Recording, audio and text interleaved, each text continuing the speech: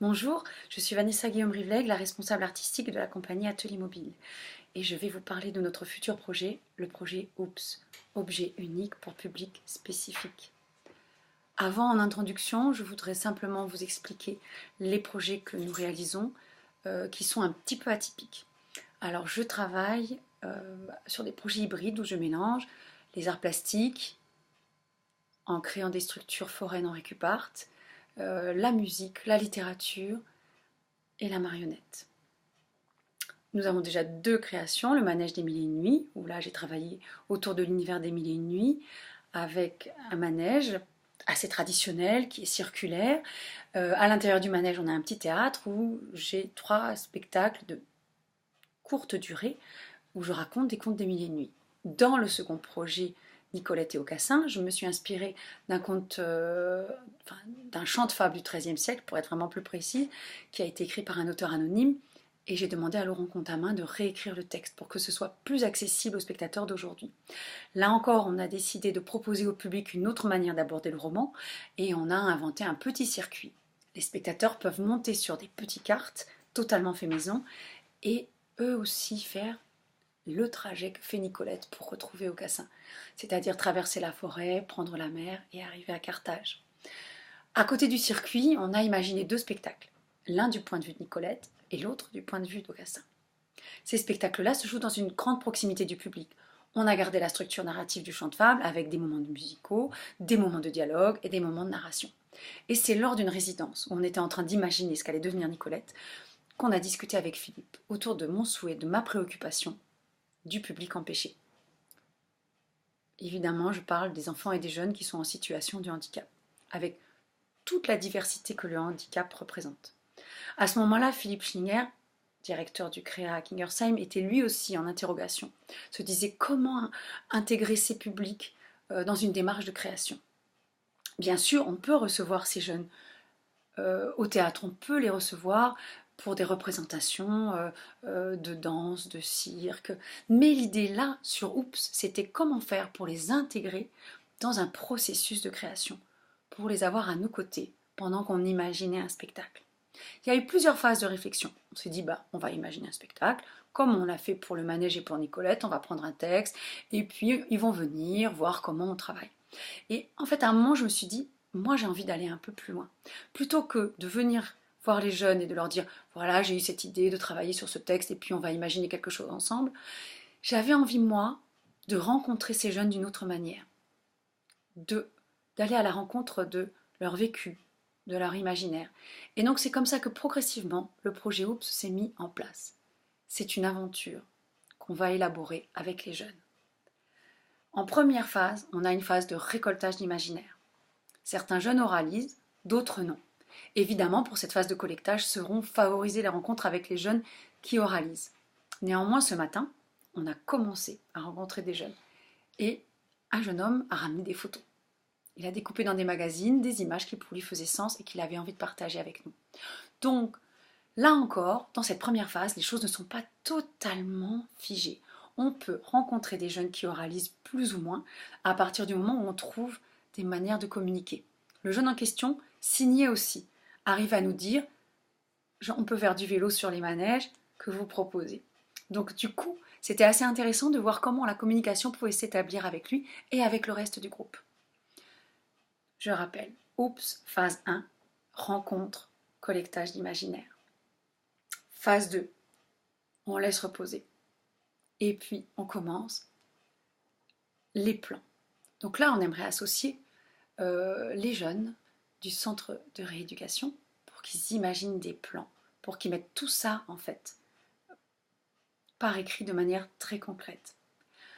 Avant, dans la partie de collectage, on a un illustrateur avec nous qui s'appelle Rodolphe Brun.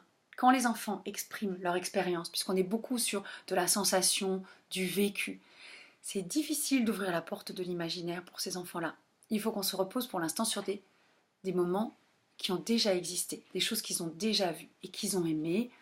Pourquoi ils les ont aimées? Souvent, c'est lié à la sensation, la rapidité. Pour certains, c'est la sensation de liberté, parce que le corps n'est plus maintenu dans un corset. Donc, durant cette phase-là, Rodolphe Brun met en image tout ce que les enfants vont nous livrer. Ces images-là vont faire une sorte de témoignage visuel de la parole des enfants et des jeunes. Phase 2, les plans et puis le début de la construction. La construction va se faire là aussi en partenariat avec des jeunes qui sont en ESAT et qui peuvent travailler le bois, ou des jeunes qui savent travailler le métal. Du coup, l'idée c'est de les associer aussi après à la construction, peut-être sur des choses simples, façonner des pièces, découper des morceaux de bois, et évidemment avoir quelqu'un qui supervise le travail, toujours aussi en lien avec leurs éducateurs. Pendant cette phase 2 déjà de création de la structure, Oups, c'est évidemment une structure foraine, comme on en a déjà fait, mais c'est aussi, toujours pour être en adéquation avec notre ligne artistique, des spectacles autour de la structure foraine. Donc on imagine un grand spectacle sur la structure foraine et 3 petites formes qui vont être destinées aux enfants qui sont soit en chambre, soit les enfants qui en fait ont des difficultés à être dans des zones à sociabilisation intense. Pour eux, le bruit est difficile, le contact avec beaucoup de personnes est très difficile.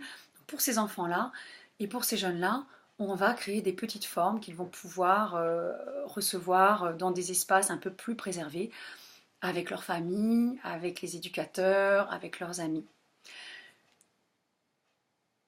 Et c'est là qu'on raccroche les wagons sur la phase 2 de la fabrication et là la réflexion autour des petites formes.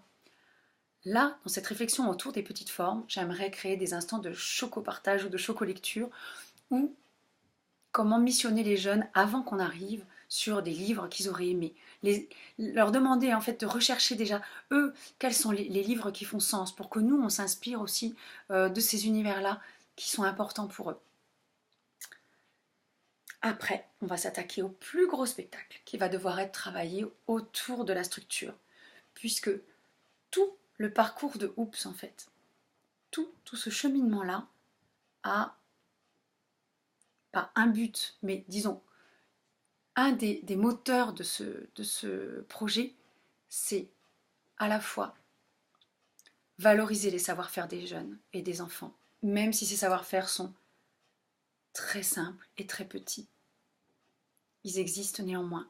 Mais aussi créer, grâce à la structure et grâce au spectacle et grâce aux petites formes, un temps de partage entre les jeunes, les enfants, les éducateurs, mais aussi les familles et les amis.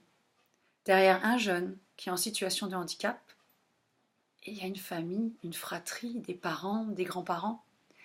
Et l'idée de Philippe, c'était comment faire pour créer une zone juste de rencontre et de partage.